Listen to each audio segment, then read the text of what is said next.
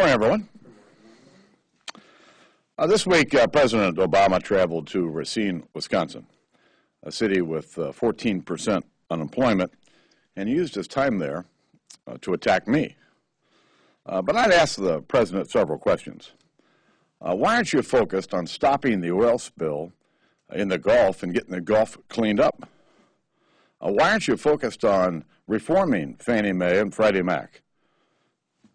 Why aren't you focused on cutting spending now? Why isn't the president focused on creating jobs that the American people are asking for? And, Mr. President, what about the country? For someone who asked to be held to a higher standard, President Obama spends an awful lot of time making excuses and whining about others. The American people want leadership from this White House, not childish partisanship. If the president did focus on the country, he'd see that the stimulus is broken, and it's been a bigger failure than most people realize.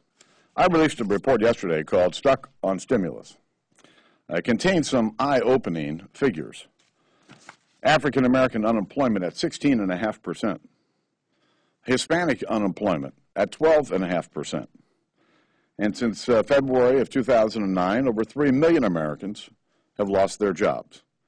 But the federal government has actually created 590,000 new jobs. Of course, the White House attacked this plan as well. The American people wanted one thing out of the stimulus bill: jobs. The American people wanted one thing out of health reform: lower cost. Democrats have failed to deliver on both counts. This isn't a picture of a recovery. It's the epitome of failure.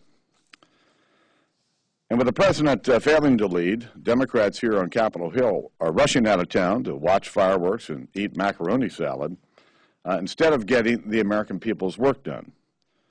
No budget. They canceled it. No plan to create jobs, just more stimulus spending. No plan to reform Fannie Mae and Freddie Mac, just more of a Washington power grab. Even funding for our troops has been held up because the Democrats are trying to get a stimulus payday out of it. The American people are going to hold Democrats accountable for failing to do what they promised that they would do and failing to do what needs to be done to get our economy going again and get Americans back to work. Republicans are listening, and we're going to continue to listen. Republicans have continued over the last 18 months to offer what we thought were better solutions so that we can get spending under control and get the American people back to work now. Less spending, more jobs. It really is just that simple.